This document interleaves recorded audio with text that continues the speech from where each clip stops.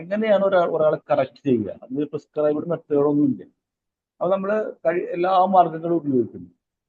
ഒരു പ്രധാനപ്പെട്ട മാർഗമാണ് അവരെ കൊണ്ട്. അപ്പൊ ഞാൻ പറഞ്ഞ പോലെ പലർക്കും സീയിങ് ഈസ് ബിലീവിങ്, പിന്നെ ഷോയിങ് ഈസ് ബിലീവിങ്, ഇന്നമാതിരി കാണിച്ചു കൊടുക്കുക, അത് ചെയ്യാൻ പ്രേരിപ്പിക്കുക. ഡൂയിങ് ഈസ് ബിലീവിങ്, അത് ഫീൽ ചെയ്യിക്കുക.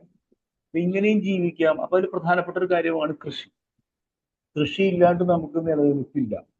എത്ര തന്നെ പൈസ ഉണ്ടായാലും കൃഷി ഇല്ലെങ്കിൽ നമുക്ക് ആഹാരം കഴിക്കാൻ പറ്റില്ല. കൃഷി എന്ന് പറയുന്നത് ഒരു ചെടി, ഒരു വിത്ത് നട്ട് ഭൂമിയിൽ അത് മുളച്ചു വന്ന് അത് ചെടിയായി വന്ന് പൂവിട്ട് കായിടണം. എന്നാലേ നമുക്ക് ആഹാരം കഴിക്കാൻ പറ്റുള്ളൂ. ഏറ്റവും ബേസിക് നീഡാണ്. അപ്പൊ കൃഷി ഒരു ജീവിത രീതിയാണ്. അത് നമ്മുടെ പുതിയ തലമുറയും നമ്മുടെ പുതിയ കാലഘട്ടങ്ങളൊക്കെ അതിൽ നിന്ന് അകന്നു പോയിരിക്കും. കൃഷിയിൽ നിന്ന്. കൃഷി എന്തൊരു മോശം കാര്യമാണ്, കൃഷി ലാഭമില്ലാത്ത കാര്യമാണ്, ബിസിനസ് പരമായിട്ട് നല്ലതല്ല, അതൊക്കെ ഒരു സങ്കല്പമുണ്ട്. ഈ കൃഷി ചെയ്തിരിക്കും. നമ്മളിപ്പോ ഭക്ഷണം കഴിക്കുന്നുണ്ട്. അതിപ്പോ ആന്ധ്രയിലോ തമിഴ്നാട്ടിലെയോ ആന്ധ്രയിലെയോ കർഷകര് നെല്ല് വിതച്ച് ഉണ്ടാക്കുന്ന അരി ഉപയോഗിച്ച് നമ്മൾ ഭക്ഷണം കഴിക്കുന്നത്. അപ്പോൾ അവരും ഇതുപോലെ കണ്ടെത്തുകയാണെങ്കിൽ നമ്മൾ എങ്ങനെ ഭക്ഷണം കഴിക്കുക? അപ്പൊ കൃഷി ഒരു അത്യന്താപേക്ഷിതമായ കാര്യമാണ്. അപ്പോൾ അവർ കൃഷി ചെയ്യാൻ പഠിപ്പിക്കും. വിവിധ തരം കൃഷി ചെയ്യാനായിട്ട് നമ്മൾ തടവുകാരെ പ്രേരിപ്പിക്കും, അവരെ പഠിപ്പിക്കുന്നു, അത് ചെയ്യിപ്പിക്കുന്നു.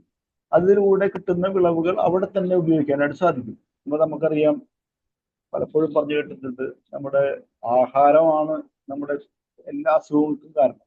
ആഹാരം എന്ന് പറയുന്നത്, ഭക്ഷണം എന്ന് പറയുന്നതിന് മരുന്നാണ്. അപ്പോൾ ആ ഭക്ഷണത്തിലെ ഉണ്ടാകുന്ന വിഷാംശങ്ങളും ഈ മറ്റു കാര്യങ്ങളൊക്കെയാണ് നമ്മുടെ ആരോഗ്യത്തെ ബാധിക്കുന്നത്. അപ്പോൾ അങ്ങനെ നമ്മൾ ഓർഗാനിക് കൃഷി എന്ന് പറയും. ജൈവ രീതിയിൽ കൃഷി ചെയ്യും. പെസ്റ്റിസൈഡുകളോ ഫെർട്ടിലൈസേഴ്സുകളോ കെമിക്കൽ ഫെർട്ടിലൈസേഴ്സുകളോ ഉപയോഗിക്കാതെ കൃഷി ചെയ്യും. അങ്ങനെ കിട്ടുന്ന ഭക്ഷണം ഉപയോഗിച്ച് അത് ഭക്ഷണം കഴിക്കുമ്പോൾ നമുക്ക് കുറെ കാര്യങ്ങൾ, നമ്മുടെ ഹെൽത്ത് നന്നാവുന്നു, നമ്മുടെ മൈൻഡ് നന്നാവുന്നു. നമ്മൾ തന്നെ ഉണ്ടാക്കിയ കൃഷി നമ്മൾ തന്നെ ഉപയോഗിക്കുക എന്ന് പറയുന്ന കാര്യം. അതുപോലെ തന്നെ നമുക്ക് ആനിമൽ ഹസ്ബൻഡറിയിലൂടെ പശു വളർത്തൽ, ആട് വളർത്തൽ, പന്നി വളർത്തൽ, കോഴി വളർത്തൽ തുടങ്ങിയ കാര്യങ്ങൾ. അപ്പോൾ അതൊക്കെ ചെയ്യണമെങ്കിൽ എല്ലാവർക്കും ഒരു ഒരു സ്നേഹം, ഒരു ലവ്, ഒരു സ്നേഹത്തിന്റെ ഒരു അംശം അതിൽ ആവശ്യമുണ്ട്. അപ്പൊ അത് കറക്ഷനാണ്. നമ്മൾ അവരെ പ്രേരിപ്പിക്കുകയാണ്. വിവിധ തരം കൃഷികൾ പഠിപ്പിക്കുന്നു. നേരത്തെ പറഞ്ഞതുപോലെ പൂക്കൃഷി.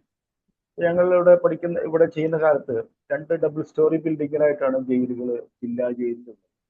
അപ്പൊ അതിന്റെ നടുമുറ്റം ഏകദേശം ഒരു 50-60 സെന്റോളം വരുന്ന നടുമുറ്റം മുഴുവൻ കഴിഞ്ഞ ഓണക്കാലത്ത് ഞങ്ങൾ പൂക്കൃഷി ചെയ്തു. ചെണ്ടുമല്ലി വിടർന്നു നിൽക്കുകയാണ്. അപ്പോൾ 2 ഡബിൾ സ്റ്റോറി ബിൽഡിങ്ങിനായിട്ട്, 2 സ്റ്റോറിയുള്ള ബിൽഡിങ്ങിനായിട്ടുള്ള ഏകദേശം 200ഓളം തടവുകാര് ദിവസവും കൺ തുറക്കുന്നത് പൂത്തുലഞ്ഞു നിൽക്കുന്ന ഒരു പൂന്തോട്ടത്തിലേക്കാണ്. അപ്പൊ അതിന്റെ ചേഞ്ച് ചെറുതല്ല. നമ്മൾ കാലത്ത് കണ്ണു തുറന്നു നോക്കുമ്പോൾ ഒരു പൂന്തോട്ടം കാണുന്നു, ആടി ഉലയുന്നു, പൂക്കൾ ആടി ഉലയുന്നു, അത് ചിത്രശലഭങ്ങൾ പറന്നു വരുന്നു, തുമ്പികൾ പറക്കുന്നു. മറിച്ച് ആ അവർ ദിവസവും കൺ തുറക്കുന്നത് ഒരു ബഹളം ഉണ്ടാക്കുന്ന സ്ഥലത്തേക്കാണ്, അല്ലെങ്കിൽ ഒരു ശ്മശാനത്തിലേക്കാണ്, അല്ലെങ്കിൽ ഒരു വലിയ ബഹളം ഉണ്ടാകുന്ന റോട്ടിലേക്കാണെന്ന് വിചാരിക്കും. നമ്മൾ നേരത്തെ പറഞ്ഞ പൂക്കളിലേക്കാണെന്ന് വിചാരിക്കും. വ്യത്യാസം നമുക്ക് തന്നെ മനസ്സിലാവും. നമ്മൾ വളരെ ശാന്തമായി ഒരു പൂന്തോട്ടത്തിലേക്ക് കൺ തുറക്കുക. അപ്പൊ അങ്ങനെ ചെയ്യുമ്പോൾ നമ്മൾ പൂക്കൃഷിയുടെ ആദ്യത്തെ യൂസ് നമുക്ക് കിട്ടിക്കഴിഞ്ഞു. നമ്മൾ തടവുകാരുടെ ഒരു മനപരിവർത്തനത്തിന് വേണ്ടി നമ്മൾ അവരുടെ പൂക്കളുടെ കളർ തെറാപ്പി എന്ന് പറയുന്ന നിറങ്ങൾ ഒരു ചികിത്സയാണ്, മണം ഒരു ചികിത്സയാണ്, ആരോമ തെറാപ്പി. അതിനുശേഷം നമുക്ക് അതിനെ വിൽപ്പന നടത്താൻ സാധിക്കും. അപ്പൊ അതിന് 2 ഉപയോഗങ്ങളായി നമുക്ക്. മാത്രമല്ല, പൂവ് വിൽക്കുന്നത്, പൂവ് ഒരു കൃഷിയാണെന്ന് ബോധ്യപ്പെടുത്തുന്നവരെ നമുക്ക് ആർക്കും അറിയില്ല. പൂക്കൃഷിയോ അങ്ങനെ. ഇപ്പൊ അടുത്താണ് നമ്മളിപ്പോ കുറെ സ്ഥലങ്ങളിലൊക്കെ ഓണക്കാലത്ത് നമ്മൾ പൂക്കൃഷി ആരംഭിച്ചത്. അപ്പൊ ഒരു പൂവും ഒരു കൃഷിയാണെന്ന് നമുക്ക് ഇതുവരെ ബോധ്യമായിട്ടില്ല. പക്ഷെ പൂവിന് നിശ്ചിത ഡിമാൻഡ് ഉണ്ട്, അമ്പലങ്ങളിൽ, ക്ഷേത്രങ്ങളിലായാലും ഉത്സവങ്ങൾക്കായാലും ഒക്കെ. അപ്പൊ നമുക്ക് ആവശ്യമുള്ള പൂക്കൾ തമിഴ്നാട്ടിൽ ഉൽപ്പാദിപ്പിച്ച് കൊണ്ടുവരികയാണെങ്കിൽ അത് നമുക്ക് ആവശ്യമുള്ള പൂക്കൾ പോലും നമുക്ക് ഉൽപ്പാദിപ്പിക്കാൻ നമുക്ക് കഴിയുന്നില്ല. അപ്പൊ അത് ജയിലിൽ നമ്മൾ ചെയ്യുന്നുണ്ട്. വിവിധ തരം കൃഷികൾ ചെയ്യുന്നുണ്ട്. വിവിധ കൃഷി എന്ന് പറയുമ്പോൾ, ഫോർ എക്സാമ്പിൾ നേരത്തെ പറഞ്ഞതുപോലെ കഴിഞ്ഞ കൊല്ലം 65 ടണ്ണാണ് ഞങ്ങൾ പച്ചക്കറി ഉൽപ്പാദിപ്പിച്ചത്. 60 ടൺ പച്ചക്കറി എന്ന് പറയുന്നത്, നേരത്തെ പറഞ്ഞ കൃഷികൾ വെച്ചിട്ടുണ്ടെങ്കിൽ അവരുടെ ഒരു പ്രതിമാസം അവരുടെ പച്ചക്കറി മാത്രം, വെജിറ്റബിൾസ് മാത്രം നമുക്ക് 12 lakhs rupees ആണ്. അപ്പൊ അതിൽ നമ്മളൊരു പച്ചക്കറി മാത്രം, പിന്നെയുള്ള ഫിഷ്, ഗ്രോസറി, മട്ടൺ തുടങ്ങിയ കാര്യങ്ങളൊക്കെ വേറെയാണ്.